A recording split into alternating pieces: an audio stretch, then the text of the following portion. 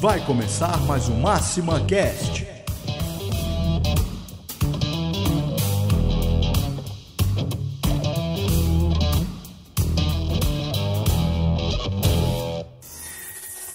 Three, two, one.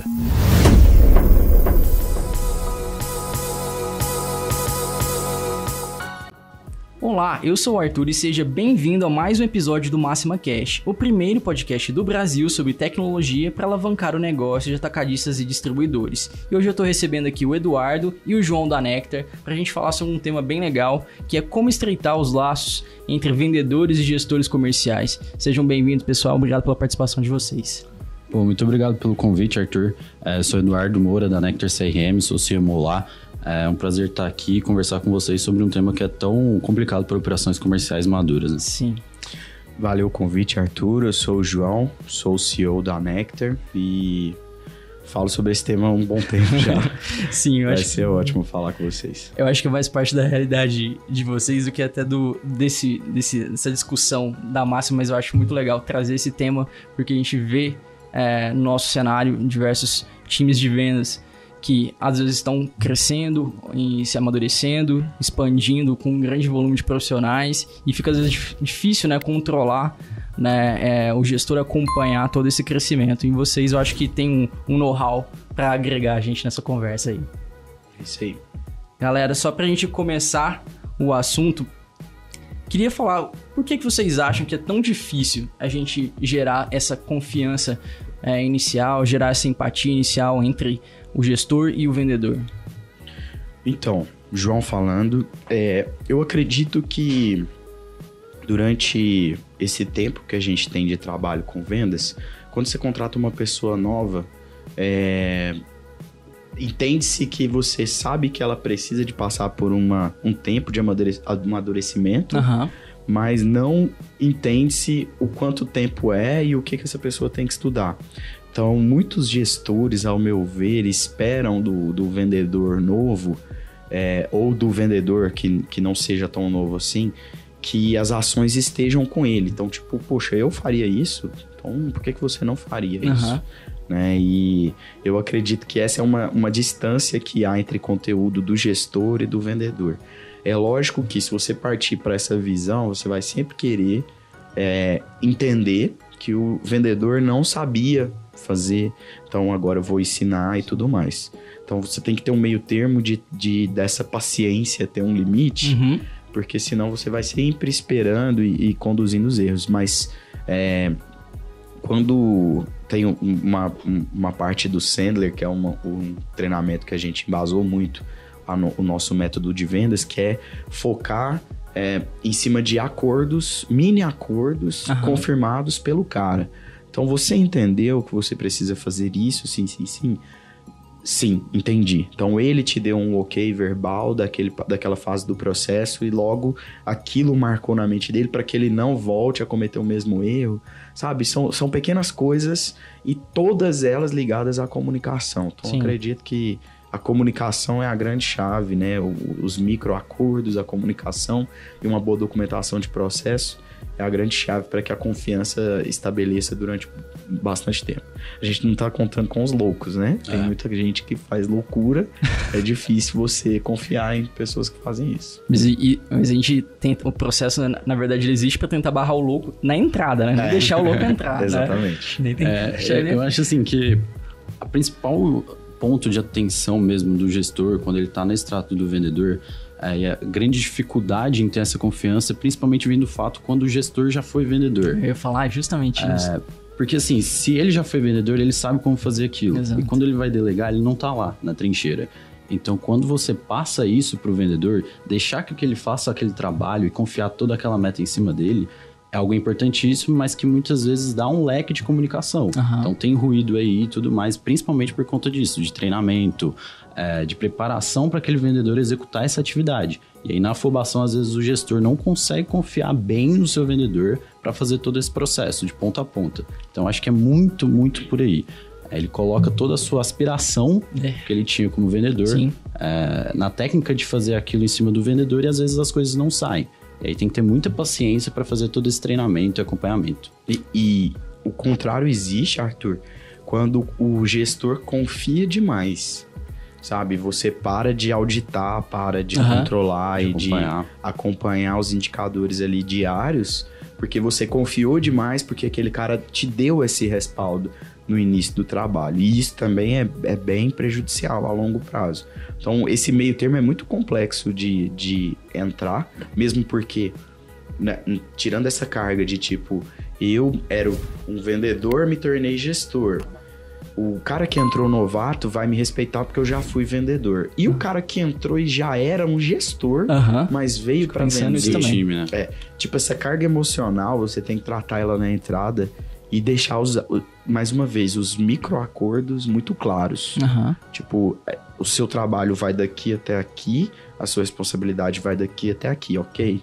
Ok, vamos seguir, tá tudo documentado. E punições e bonificações pelos bônus, isso tudo. Tem que ter um acompanhamento, né, cara? Senão é muito fácil de perder. Exatamente. Quando vocês falam assim de acompanhamento, quais modelos de hábitos ou canais de comunicação? Você falou sobre a presencial, né? O cara, ele te verbalizou, te deu, olha, eu sim, eu concordo com isso, sim, faz sentido pra mim, e você tá alinhado. Mas quando isso não acontece, isso também prejudica. Se você não tem um frente a frente, um time que tá longe de você, sei lá, um gestor que às vezes viaja muito e não tem condições às vezes de fazer um acompanhamento assim. O grande ponto é essa parte de auditar. Então ele tem que ter mecanismo para saber onde é que ele vai ver que aquilo tá se concretizando. Normalmente o pessoal faz isso através, não sei, de e-mail, de algumas ferramentas de tecnologia, CRM. Enfim, mecanismos que facilitem que o gestor saiba o que o vendedor está fazendo. Para ele também ter o track de que, beleza, aqueles microacordos estão sendo realizados durante o dia dele. Então, desde o começo da venda até a negociação, desconto, todo esse processo está sendo seguido durante todo aquele treinamento, mesmo que ele estiver à distância. Então, se ele conseguir auditar esses números, auditar todas essas informações, fica muito mais fácil para ele também ter esse tato, né? De onde cada vendedor está pecando. Porque a confiança, às vezes, vai muito de vendedor de alguma parte do processo.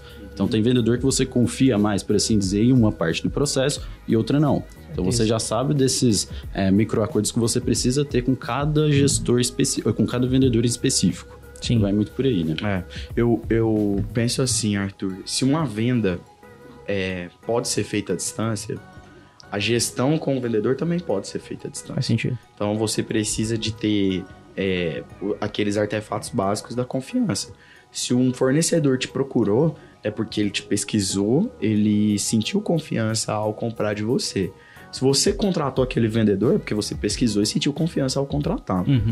Se você não errou nessa parte, dali pra frente, se aquele cara não performar, você é um pouco responsável. Então, você precisa de dar as ferramentas necessárias, o conteúdo necessário, e o tempo necessário também, porque cada um tem um tempo de resposta. Às vezes, se você espera um vendedor rampar, entra 3 vendedores novos, né? E por isso que essa é uma dica, você sempre contratar mais de um junto para ter essa medida. Entra 3, um performa rápido, outro performa médio, o outro demora mais. Mas num prazo de 3 anos, esse que demorou mais pode ser muito mais lucrativo, porque ele pode ter sido mais cuidadoso, as vendas dele são vendas que você consegue replicar, são vendas mais inteligentes. Então tem um aparato de coisas, né, para você fazer essas medidas. Se essa confiança existe, você traçou esses pontos que você deve controlar.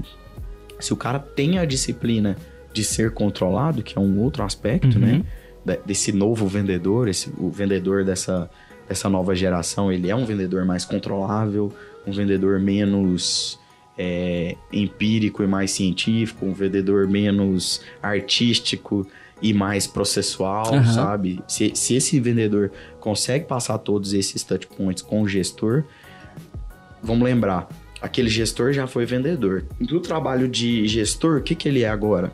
Ele é um vendedor, só que ele é um vendedor para os vendedores. Sim. Ele tem que vender as ideias dos vendedores, ele tem que vender as melhorias para os vendedores, ele tem que vender novos processos para os vendedores. Sim. Então, se ele consegue fazer esse bom trabalho, não importa se o vendedor tem 40 anos e o gestor tem 25, não importa nada disso. A venda precisa ser feita em todos esses pontos. Não pode haver... Eu ia até te perguntar se esse choque de gerações aí impacta. A gente vê muito dentro do cenário dos nossos clientes Isso. Os caras, os gestores que estão na meia-idade, acho que algo próximo, assim, na faixa entre quase 40. E a gente vê vendedores em campo acima de 50, 60, batendo 60 ali. Mas são vendedores que performam muito bem, porque eles têm total conhecimento de mix de produto. O cara conhece o processo da empresa. E aí eu fico pensando, se esse cara sai daquela empresa para ir para uma ou outra, né? O quão difícil seria para esse e o quão importante seria a presença de um gestor ali para guiá-lo nessa mudança, né? Sim, eu vejo esse choque de gerações como uma grande melhoria cultural até para o nosso país como um todo. Porque nós, né, da nossa geração aqui, a gente é mais novo, a gente tem um estilo de aprendizado bem diferente dessa geração anterior.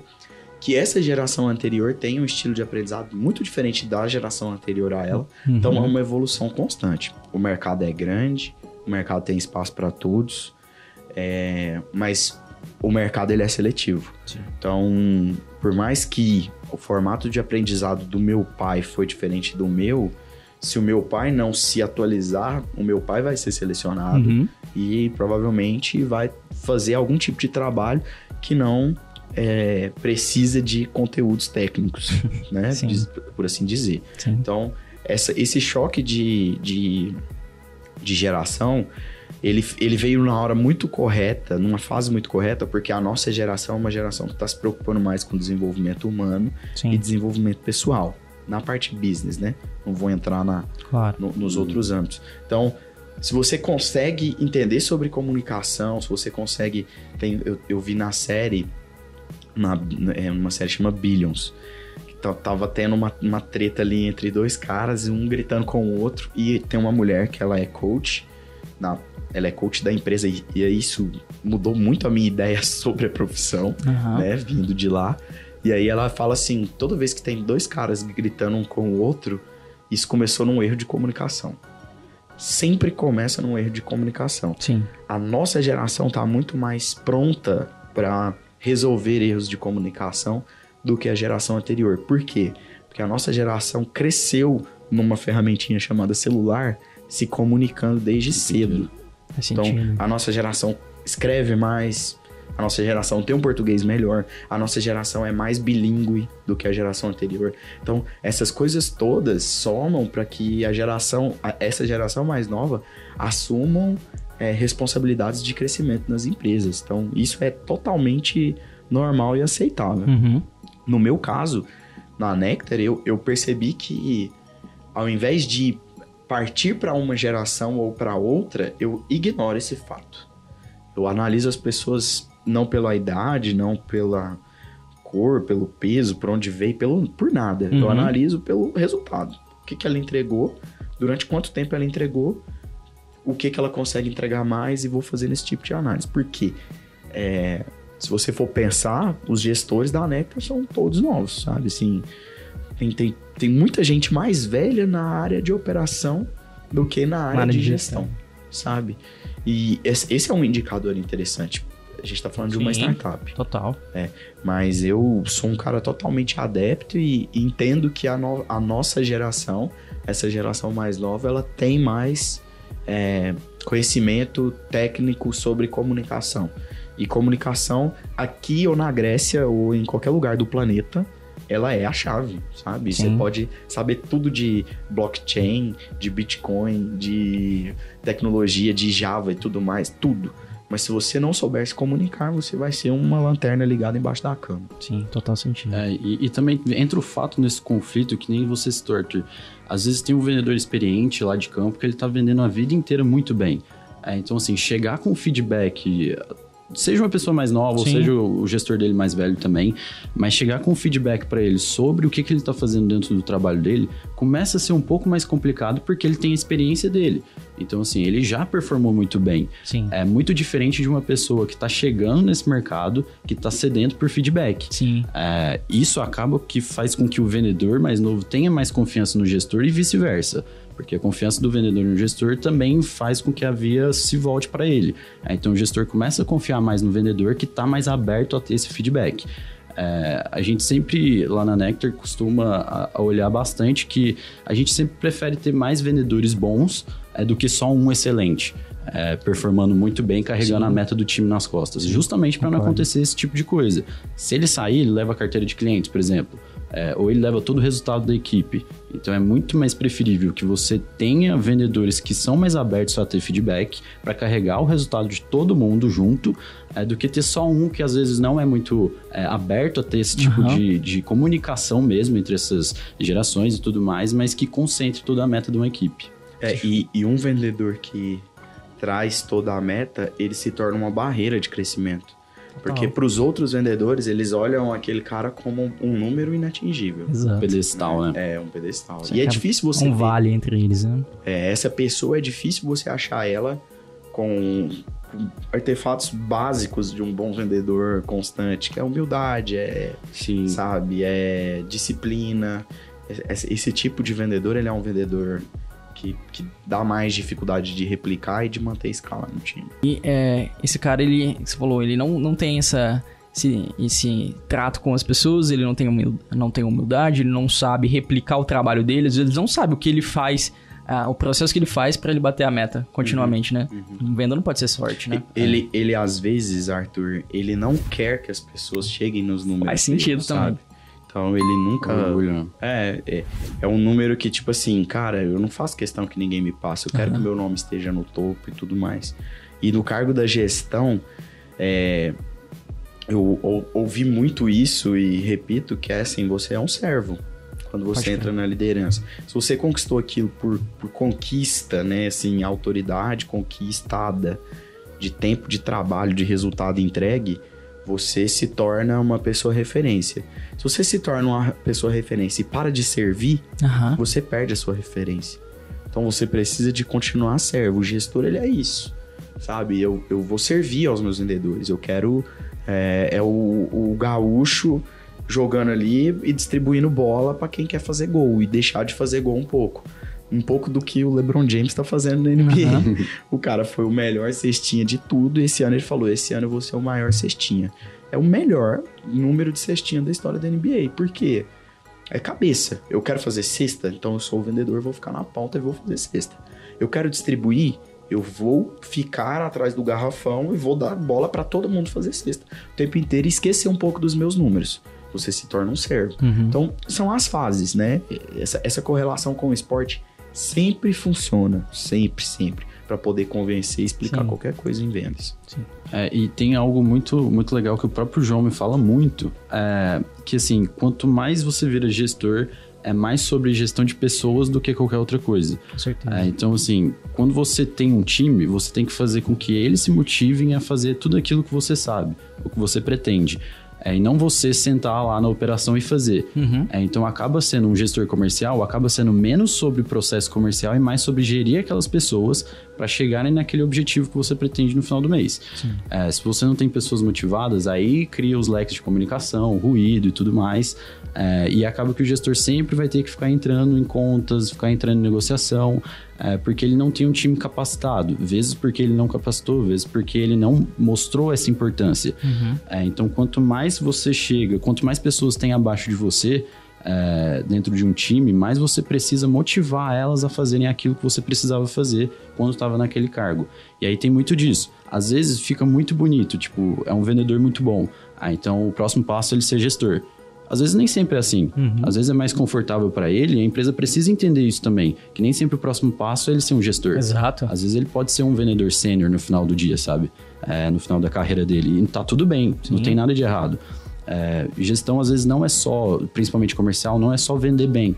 Tem que vender bem, tem que ter um bom relacionamento e tem que ter confiança da equipe também para com o gestor. Eu acho que vai muito por aí também. Uma coisa legal é que às vezes você mata o cara colocando ele em gestão, sabia? Porque ele entra para gestão, ele não foi preparado para aquilo, não houve um playbook igual ao de vendas, né? Cheguei em vendas, olha, eu tenho que entender de mercado, entender disso, entender daquilo, apresentar para o cliente dessa forma, fazer aquilo. Fui para gestão, o que tem? Nada. Você tem que fazer o quê? Gerir pessoas. Beleza. Aí a equipe para de performar E ou você demite essa pessoa, né? Ou essa pessoa faz a sua empresa ir por água abaixo. Então você perde um cara que era bom em vendas por ter colocado ele na gestão precoce. Sim. Então é um trabalho de 4 mãos de você entender o que a pessoa é boa e fazer. No caso do que o Dudu falou, e eu reforço, no final do dia, a minha gestão da empresa, a gestão dele, do time dele, a gestão de cada um com seus times, é sempre uma gestão de pessoas. Então você precisa de aprender. A primeira coisa de gestão de pessoas é comunicar. Se você não consegue passar o que você pensa, você está na cadeira errada. Já está errado. Sabe? Você está na cadeira errada. Esse é um fato. O segundo ponto é entender qual é o plano maior que você está seguindo, certo? E terceiro ponto é, quem ganha mais, um gestor ou um vendedor de salário fixo? Normalmente é um gestor, certo? Então a hora do gestor é mais cara. O gestor pode parar para fazer um trabalho de alguém da equipe que está fazendo alguma coisa que era para a equipe fazer, tipo... tem que... Num time de vendas, tem que fazer 4 inserções no CRM. E o vendedor não fez. O gestor vai lá e faz. O gestor está furando, sabe? Igual pai e mãe brigar na frente do filho, sabe? Você está furando um processo que você nunca mais vai conseguir voltar. Sim. A não ser que você demita aquela pessoa. Sim. Por quê? Porque o correto... é aquela pessoa tomar uma punição por aquilo, receber um coach, receber um feedback, mas para que ela nunca mais volte a cometer aquele erro. Porque aquele erro, se o cara começa a fazer, aí ele faz aí o resultado mascarou. Aí o que acontece? Começa a ter outro, começa a ter um outro tipo de problema, esse, aquilo, outro. E o gestor vai lá, desce para a cadeira da operação e resolve tudo fazendo. Sim. Então ele não é gestor, ele vai voltar para a operação e a operação tá barrando tudo que ele faz. Então é mais ou menos por aí. Sim, e você comentou aí do coaching. Queria que você falasse um pouco, vocês comentam bastante nos Webnectars, né? E no conteúdo de vocês de forma geral sobre a importância do processo de coaching one-on-one, né? Como isso ajuda nesses casos aqui que a gente discutiu e como vocês fazem mesmo, como você faz com o seu time. Assim, partindo do princípio de como ajuda primeiro. Assim, se você tem touchpoints que você vai fazendo com a pessoa e mostrando pra ela onde você tá pecando, como que a gente melhora, fica muito mais fácil essa comunicação. E quando você senta de frente pra pessoa, no caso o gestor com o vendedor, fica um pouco mais linear a comunicação e fica mais honesta também. Sim. Então, assim, não fica alguma coisa de cima pra baixo.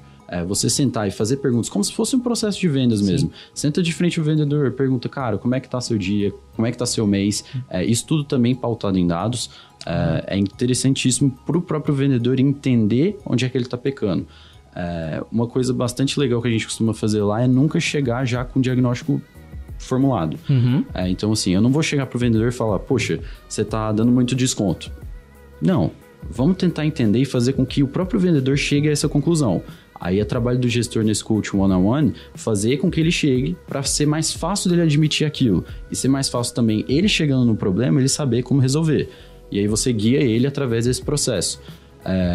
Na nossa equipe, por exemplo, lá no marketing, a gente costuma fazer de 15 em 15 dias, onde a gente tem 3 tópicos. A gente vai olhar o ponto de foco daquele cara, vai analisar as ações que ele vai fazer para os próximos 15 dias e também os resultados que a gente espera.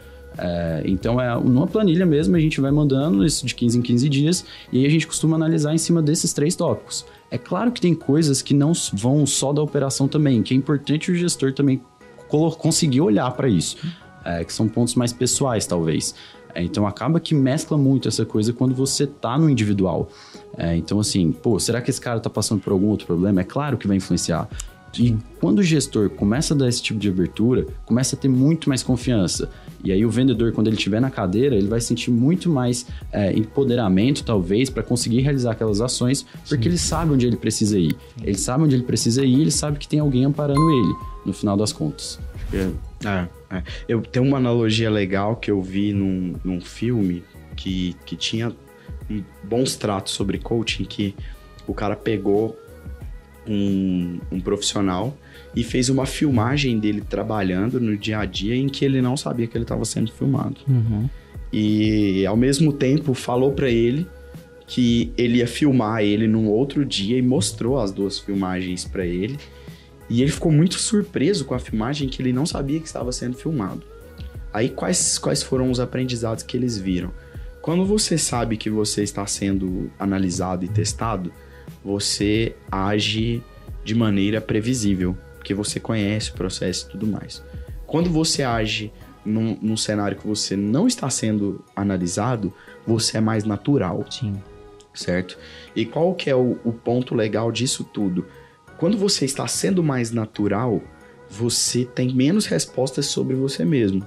Por mais que você está sendo natural. Mas você está fazendo, você testa mais, você tem um pouco mais de ousadia, sabe? Você tem um pouco mais de liberdade na condução dos processos.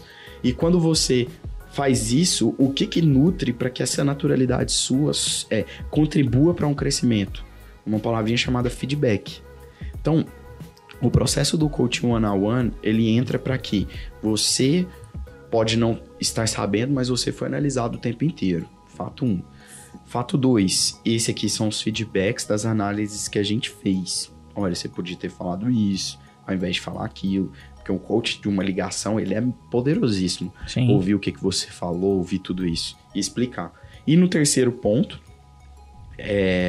quando você entra nessa parte do coaching, é o gestor usar a característica maior dele de vendedor para fazer as perguntas corretas, que é o que o Dudu falou, para ouvir as respostas que ele mesmo não tomaria de conclusão sobre a pessoa dele. Uhum. Então, tipo, cara, por que você fez essa abordagem? Ah, eu fiz por isso e aquilo outro. Mas você percebeu que esse cara é tal segmento? Sim. Mas mesmo sabendo que ele é tal segmento e que a abordagem correta é essa, você quis fazer essa? Quis. E por quê? Ah, porque eu não entendi. Então você não tinha entendido que você tinha que fazer isso e aquilo outro? Sim, não tinha entendido. E qual que é a sua lição disso? A minha lição é entender mais sobre os segmentos e as abordagens. Porque uma coisa é eu chegar e falar assim, Arthur, você fez uma abordagem totalmente errada, isso e aquilo outro total. Você vai absorver de uma forma. Sim. Agora, se eu te fizer as perguntas e você chegar nessa conclusão sozinho, você vai absorver 100% a mais desse feedback. Então, essa engenharia de perguntas, essa visão sobre o feedback e essa análise de entender que uma coisa é eu saber que eu estou sendo analisado e outra coisa é eu saber que... e eu não saber que eu estou sendo analisado e usar isso tudo a favor de fazer o cara se desenvolver, sabe? No que ele precisa. Ponto 1, comunicação. Ponto 2, processo. Ponto 3, mercado. Ponto 4, ferramenta do que ele está trabalhando. Produto, tecnologia. Então, o coaching, para quem quer entender sobre a vantagem disso, de uma visão menos deturpada como a gente vive hoje no Brasil, né? Por essa palavra tá bem ridicularizada. Sim. A série Billions, um milionário, que é o Bob Axelrod, ele tem a X Capital, que é uma empresa de bilhões de ação de bolsa. Ele tem uma porrada de trader que os caras são milionários, né? Ele é bilionário. E ele tem uma coach, uma médica, que é lá a formação de coach vem para médicos, que tem uma residência, uma pós lá na área de psiquiatria, sei lá, eu não entendo essa parte técnica. Mas ela é assim, os caras são milionários, ele é bilionário, e ela senta numa mesa e desmonta eles. Essa é a visão que eu tive, sabe? Ela conversa com os caras fazendo perguntas, e os caras vão respondendo, e esse cara que é o bilionário, ele tipo assim, quando teve uma situação que ela quis sair da empresa, ele ficou desesperado. Mais do que um trader sair da empresa dele, que é um cara que traz dinheiro. Porque ele sabe que aquilo é o pilar. O desenvolvimento humano é o pilar. Então, o coach é isso, saca?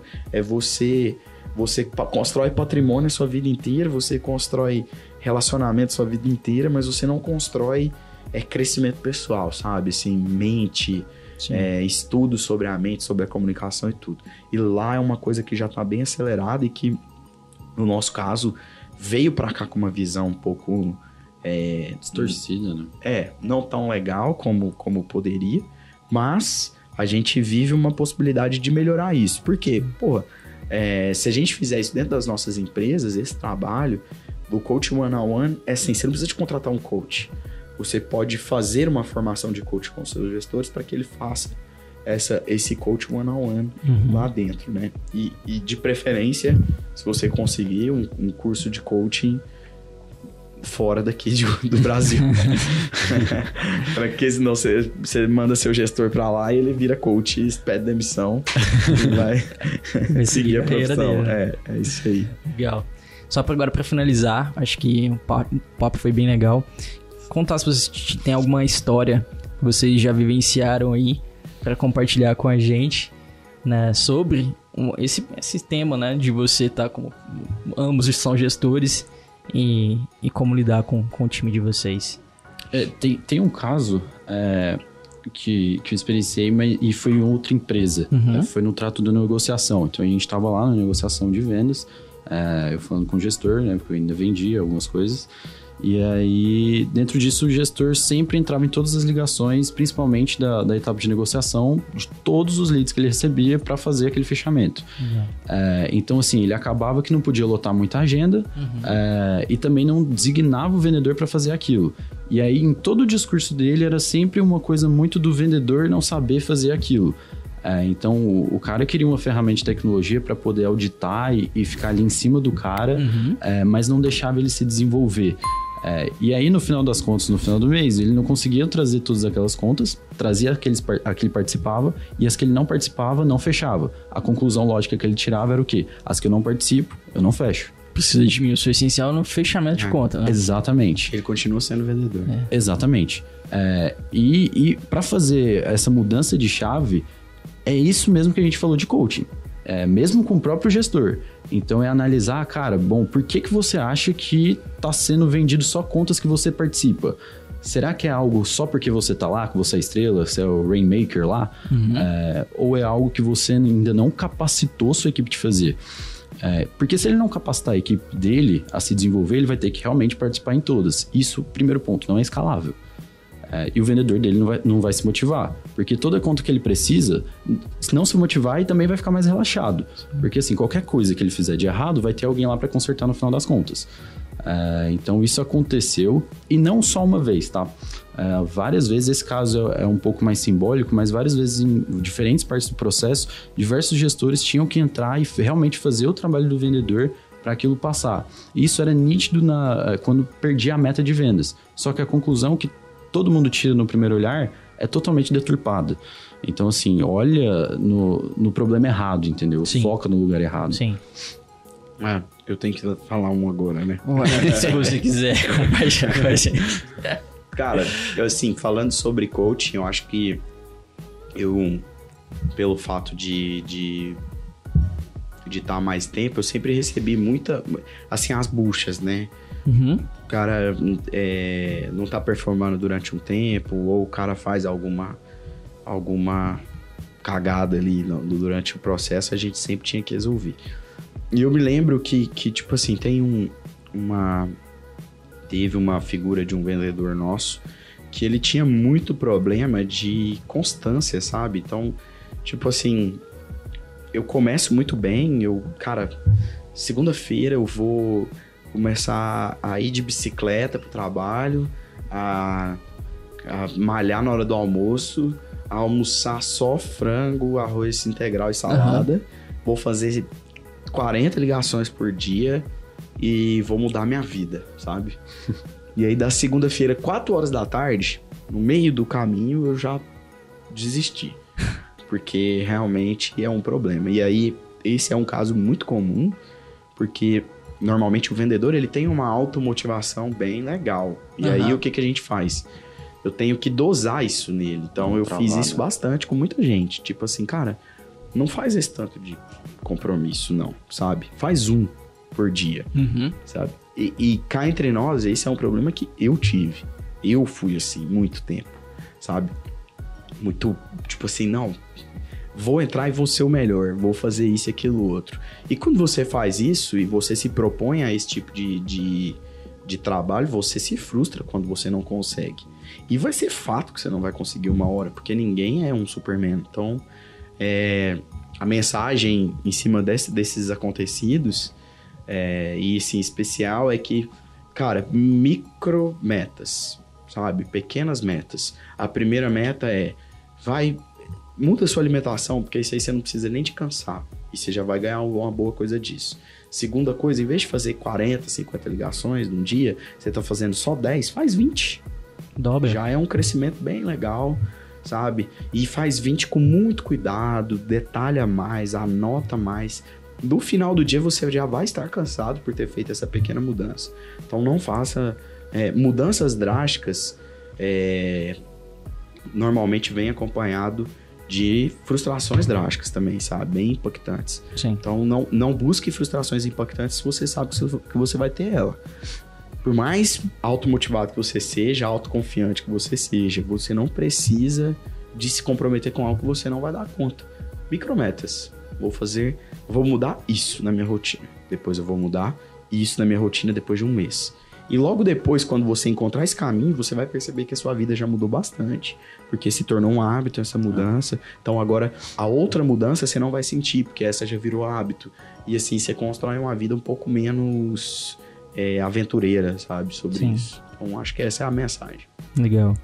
Gente, queria agradecer muito a participação de vocês. Eu acho que o papo foi muito interessante. Eu acho que agregou demais pra todo mundo que tá vendo, ouvindo a gente. E queria deixar o espaço aberto para vocês darem a mensagem. Bom, para encontrar a gente, acho que o melhor lugar é o LinkedIn. Eduardo Moura, João Augusto Campos. A gente deixa os links pro pessoal.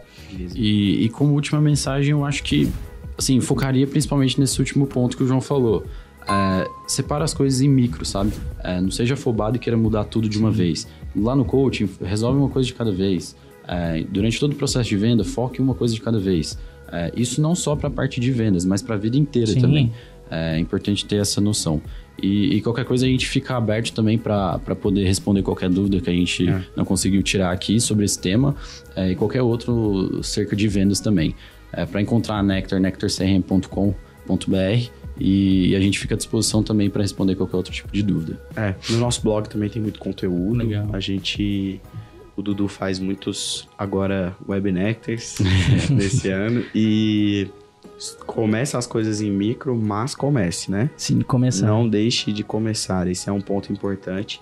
Você quer construir uma boa máquina de marketing, uma boa máquina de vendas, e você passa uma vida inteira só querendo construir. Ou só planejando, né? Porque você quer fazer um plano muito gigante ou uma coisa muito grande. Então comece pequeno, contrata 2 caras e tenta fazer diferente, ou começa o marketing com um blog e cria conteúdo, mas comece. Começar já é uma grande vitória se você só conseguir começar.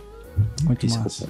Muito massa, gente. Obrigado a você que está escutando a gente, vendo a gente. Lembrando que o Máxima Cash está no Spotify, no SoundCloud, no Apple Podcast, no Cashbox, no YouTube. Então, compartilhem, caminhem para um amigo e até o próximo episódio.